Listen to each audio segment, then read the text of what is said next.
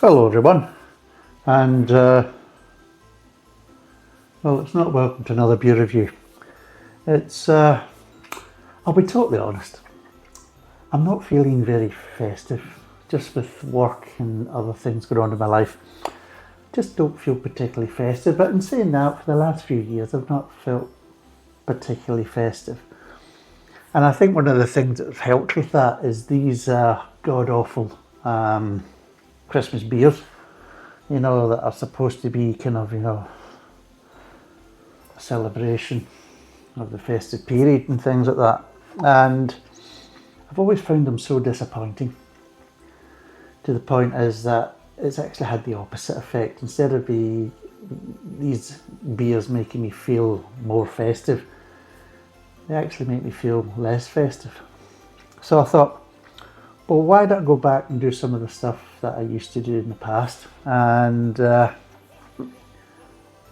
one of the things that I used to do, especially because I lived outside of the UK, we used to do a lot of mulled wine, and it was everywhere, especially in Russia, Germany, that type of stuff. In Germany it's called Glühwein. In Russia and some of the other kind of Eastern European countries, it's known as Glühwein. And in Scandinavia, a lot of the Scandinavian countries know it as grog, sometimes referred to as Nordic grog. So over in the UK it's called mulled wine. Some people kind of make it, but a lot of times people will just come across it if they go to a Christmas market. So I wanted to kind of show you a kind of more traditional way, but also an easier way to make it as well. And one of the things that, well, some of the things you might need. So I'll quickly make it. It wouldn't actually take that long, and it might make me feel a bit more festive, and hopefully if you try it yourself it might make you feel more festive. But really what you kind of need is, the ingredients are quite straightforward. You need a bottle of Blanc, red usually, although here's the thing. In Germany they make it with different kind of wine, so you can actually get mulled wine when it's kind of a lighter kind of Riesling, as well as reds and things like that.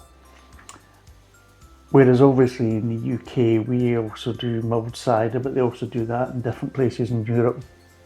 But what was more of a tradition in the UK wasn't so much the mulled cider, but mulled ale, which isn't popular at all now. But that used to be really popular and more traditional than the mulled cider. Mulled wine, it dates back basically to before Christ, biblical times supposedly. And I think it was even like the 1300s when it was actually, recipes were starting to appear, even over in the UK. So spiced wine has had a long history, not really associated with Christmas, but obviously more so now. But it was more of a winter drink anyway, especially in the kind of northern European countries. So what we'll do is, bottle of Blanc, you'll need some brown sugar, 4 tablespoons. I like to put some fresh citrus in it, because I like to call this as my liquid tinsel. So I'm going to be careful when you say that. You like to taste my liquid. Anyway, but yes, see, people dry this stuff. They dry slices of lemon and orange and things like that, and they hang it off the tree, which is like a bit strange. And I like to add it to my liquid tinsel, and it's easier to buy the spices you need, the kind of mulling spices, in little tea bags. I find it a lot easier. The problem is you can buy them individually, but the problem is when you buy them, it means you've got quite a lot of them. And unless you're going to make a hell of a lot of it, or you've got other uses for it, then they're just going to go bad. They're just going to go to waste, because you don't need, these are quite strong flavoured kind of spices anyway. And you don't need much of them. So it's actually more cost effective to buy them. You can buy them in little boxes. This is mulled wine spice, and it's from Schwartz. Again, not affiliated, I bought it myself. But one of the major things is, what does it have in it? It's got allspice, dried orange peel, cinnamon, ground cloves, nutmeg, all that kind of stuff. They're the kind of main ones. Now, they can differentiate, you can add your own stuff to it and things like that, but these are quite good.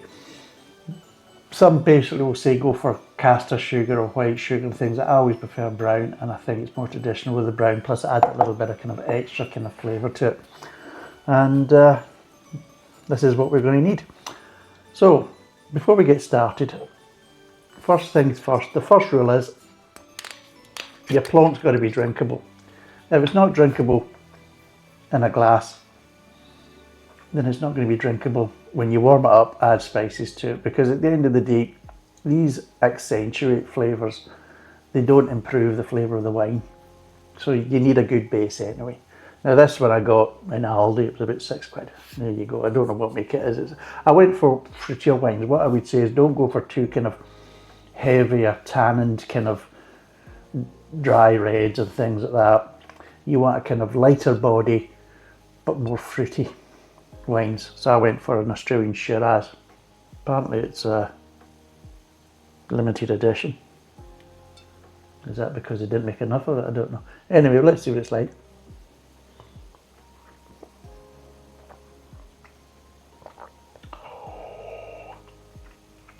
Oh, oh Jesus. Oh. Oh, that's as dry as your Granny's gusset, that is. Oh, there we go. Anyway, I'll draw the cheeks together. But anyway, it's fine. It's quite fruity actually. So, what we'll do is, I'll start chucking this in. But what I haven't got, and I need to go and get, is my thermometer. Because one of the major things is you want to control the temperature. If you boil it or you heat it up too hard, then what will happen is your alcohol will boil off, and then it defeats it because you've just made a non-alcoholic version, because you don't want the alcohol to evaporate, because the whole point is, with liquid tinsel, is you're going to have a good time.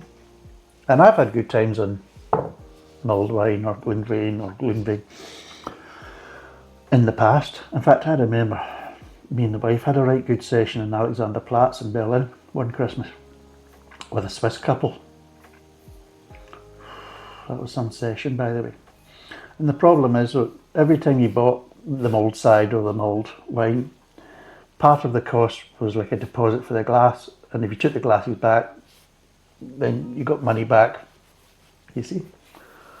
But we got wired into it so much that by the time we'd actually finished drinking and everything else and that, the place was shut, so we couldn't take the glasses back.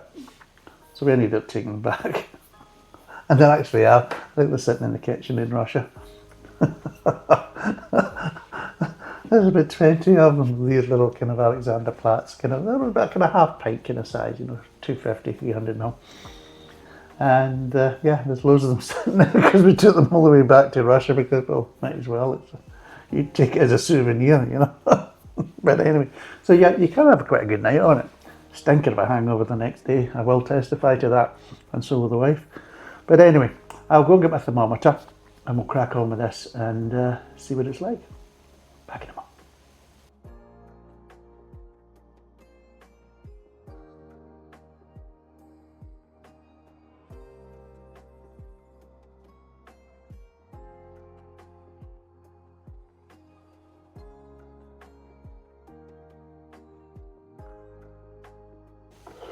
Right, that's us back. Got my thermometer. Really good these, by the way, because you use them a lot when you're cooking and things like that, but they're also good basically if you think the cat's got a temperature. And there you go. And it will tell you if your cat's sick or not. And easy clean. So it is. So yeah, let's get this warmed up and let's get cracking on. Now this will probably make quite a bit of a noise because there's a big induction fan on this. So, right. Now, I don't want to boil, I don't want to fry. Let's see what we've got here. Don't bugger now. See, look, listen to the noise of that, by the way. Right. I could make a joke about my sister and that type of noise, but she'd be upset, so I won't. But I'm sure she's got probably a bit of apparatus that makes a similar sound. Shit, I did it. Anyway, never mind. I didn't say which sister, so there you go. So I'll either be happy. Fuck. Right, anyway, There we go, it's a low heat. Can't go any low. What? I can't get this down. Right, no. Right, I'm 800 watts apparently. Right, hopefully. Jesus, that's getting hot. Fuck. That's quick. Right, let's get this cracked open.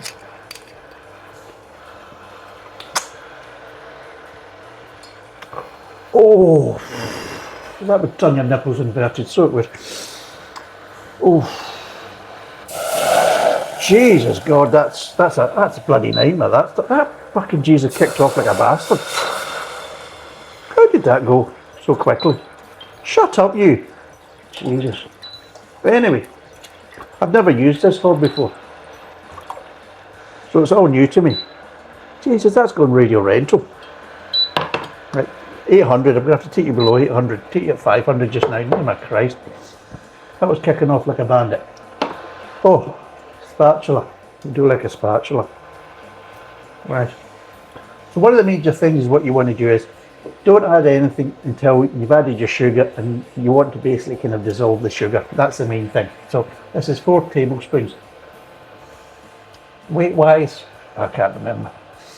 Right, so you plop that in there, and the whole point is you want that to dissolve.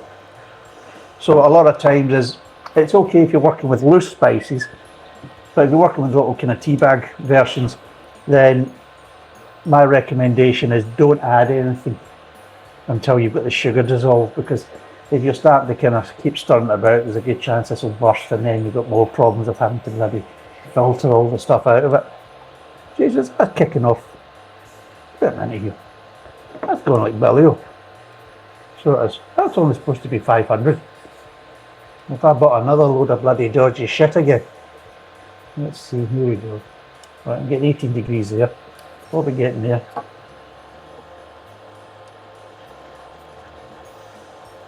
Because what you want to do is alcohol boils at just over 78 degrees C. I think it's 78.37 degrees C. That's the ethanol boiling point. So you want to stay well under that. So my view is you don't really want to go above 60. Now I know you can get these piping hot and everything else, and you've probably been at these places, you know, in the kind of Christmas markets where the mulled wine is absolutely roasting, burn the mouth off you. Well, at the end of the day, it's because they don't give a shit. All they want to do is get money off you, so they don't care. So there you go. Right. Ah. Wow. Starting to get somewhere now, actually. Right, we're at 38 just now, which is quite good.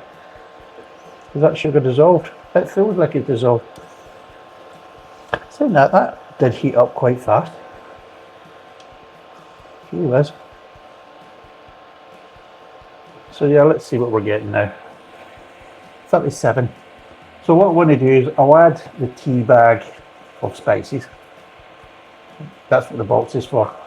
And what I've got is 2 slices of each, a bit of lemon and a bit of orange. Now, the reason why I've got lemon and orange, it's more traditional just to have orange, but with the sugar and everything else, it's a way of just kind of slightly dialing it back so it doesn't become too sickly sweet, because I don't like things overly sweet. And there we go, we're at basically 42 degrees. So we'll plug that in there just now, and we'll get the fruit in. Woohoo!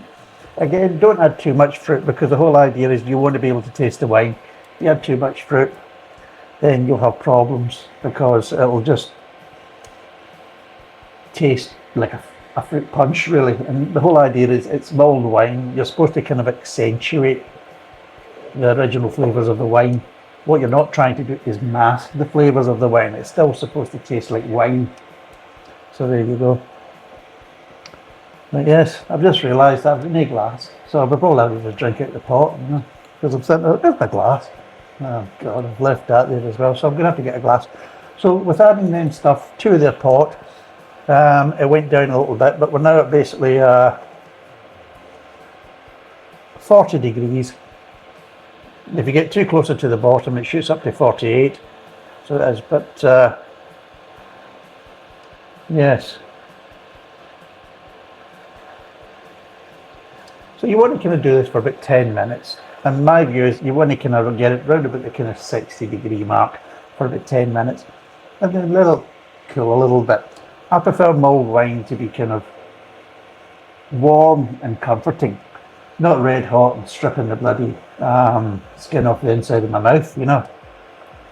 So this is kind of slightly all over the place. In some parts it's shown at 50, other parts it's shown as just give it a wee mix about. We're getting around about 50 now, so we're not really that far away, but then it's a case as though it's shown at 40, 51.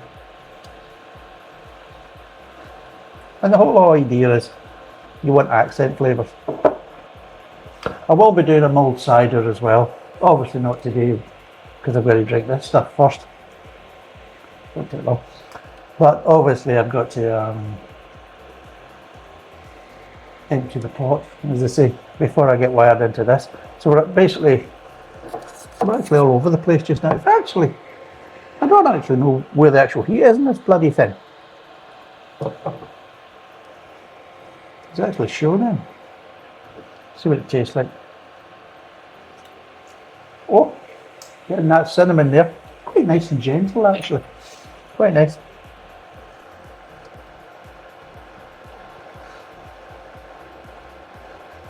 Now you can leave the fruit slices in if you want, like a fruit punch, and the tea bag, well, you just take it out, you know.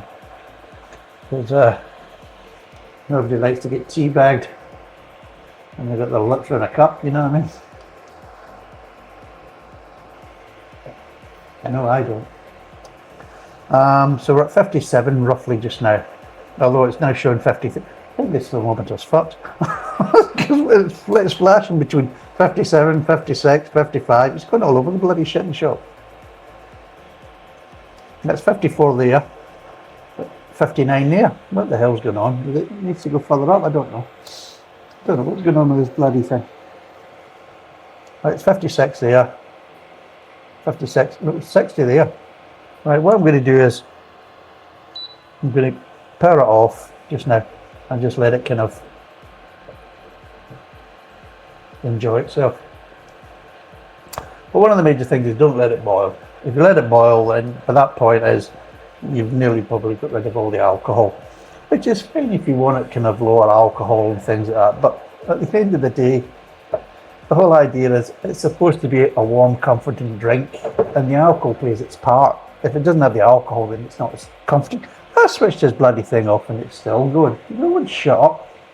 Now, what is the alcohol content of this? It's Koolyburra, apparently, bin 20. There you go. It's 14%. It's full-bodied, so it is. How do they describe it? Soft and lively Shiraz, rich in flavours of juicy red berry fruits, succulent plum and spice. And that's what I wanted. I wanted a kind of wine that was fruity, that had a little bit of kind of a spice into it. Just, it's kind of tied down now. Just to kind of go with what's on offer here, because you're adding these kind of flavours. So the whole point is, yeah, that's kind of nice 60 degrees right now, which is just perfect. So we'll let that sit for a period and see how we get on. But yeah, so the whole idea is have a look. Do not get a wine that's going to be either too strong in flavour or has flavour tones that are going to kind of obviously kind of clash or fight with the kind of flavour profiles you're adding. So you want something that it's got a bit of spice anyway, so it can take some spice, and you want something with a bit more of a fruity edge. You know? A bit like my physics teacher at school. He was from South Africa. He was a fruity bastard, so he was. So was his wife. She taught English. My God, seriously. You remember you used to get her standing in for you. I didn't actually get her as a normal teacher, but sometimes she used to stand in and they'd be sitting there, the fuck is she saying? It's supposed to be English class, I don't have a fucking clue what she's saying. But she had a really strong South African accent. But yeah, I had this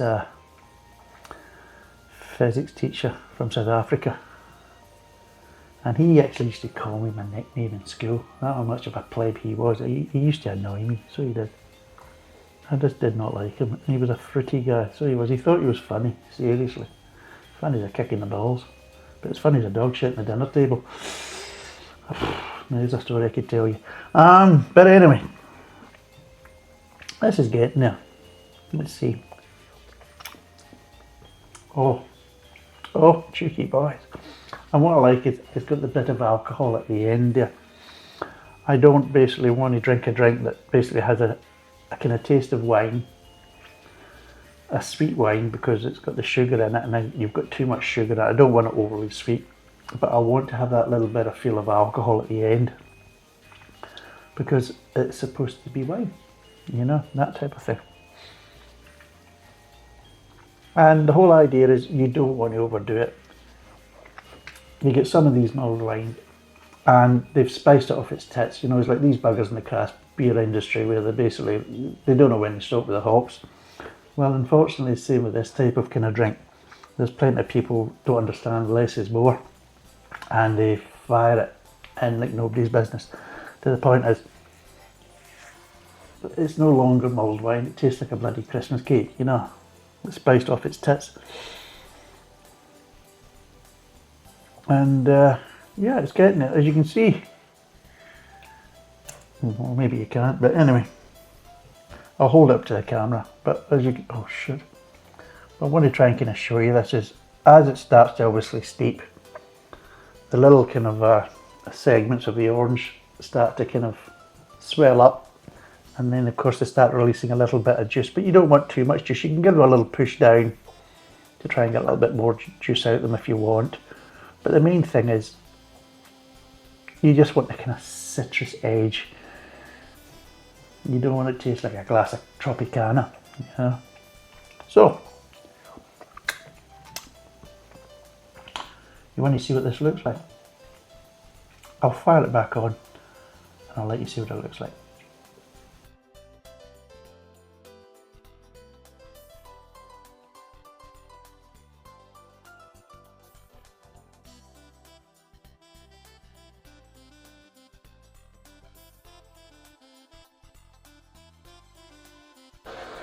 Right, so it's basically ready now. It's had about 10 minutes.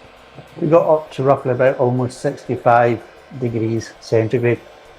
Now one of the things is, you can drink it as is, but a lot of different countries will add a little tipple of brandy. I know in Poland and some places in Russia they'll add some vodka, but it's usually a shot of vodka, oh it's tied down now, or a shot of brandy. I've seen places do rum, but I don't see the point in that. It doesn't really make sense.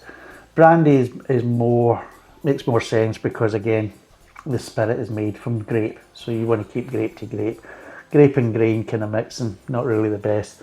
And even though it's the cases of a lot of rums are supposed to be made from kind of bananas and plantains and things like that, a lot of them are actually still made with as a grain spirit with kind of more kind of banana flavours kind of and rum flavours kind of added. So you've got to watch with that. But yeah, a little bit of brandy seems to make more sense, but it's up to you. If you don't boil off the alcohol, then a lot of times you don't really need to add the shot. But if you have got a bit too heavy with the temperature and you maybe lost some, then sometimes just to kind of perk up. Also, if it's really, really cold, again, it just helps to kind of perk it up. So what we'll do is we'll pour some out and we'll taste it. And we'll see what it's like. Right. Jesus. Taking forever this, isn't it? Right, I would say that's enough. So, cheers.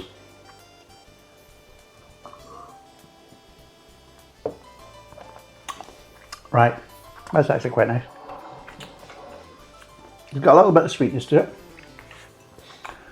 but it's got the spices. The spices are deep down, they're not right front and centre. They're just nice, kind of light, kind of accent flavours. Same with the citrus, we're giving you that little bit of accent flavours, and that's really what you want. You want accent flavours. What you don't want is it to be tasting too fruity or too spicy, and you've lost the kind of flavour of the wine, or if it's too sweet as well, because again, you want that little bit of dryness. You want the kind of body of the wine being present. It's supposed to be rich and luxurious, and a lot of times if you overdo it, then you'll cheapen it and make it nasty. But yeah, this has got the kind of the alcohol vapour at the back end, which you want that round about the kind of lung regions you're drinking it, but the alcohol vapour just kind of warming up the kind of core of your body, because it is supposed to be traditionally an alcoholic drink. And yeah, it's very nice, very enjoyable. And I'm sure by the time I finish this pulp, I'll feel as festive as Santa's sack, so I might want to climb into it and go to sleep. That's his toy sack, by the way, don't think of anything else. But yeah, so that's my kind of take on Glynve, Nordic Grog, and any of the other names that it's had. In fact, I think they even do this in South America. I think it's Chile. Is it Chile they do it? And yeah, it's quite popular as well. So yes, there's a few kind of countries that do spice wine, and of course obviously do very similar type of things previously in the past in kind of Middle Eastern countries. Less so now because a lot of them obviously don't drink alcohol. But there you go. But yeah, give it a go. It's not that difficult, as you can see. There is easier ways, like you can buy little packs like that and they're quite good. And each one will do a bottle of wine. So basically 750ml or 75 cl. And one of them little tea bags is just enough, and it is just enough. And yeah, go out and enjoy the festive season. Make your own mulled wine, and if you want to join me next time, I'll be doing some mulled cider. Slightly different process, but we'll show you what it's like and see what you think. Anyway, cheers, thanks for watching, and bye for now.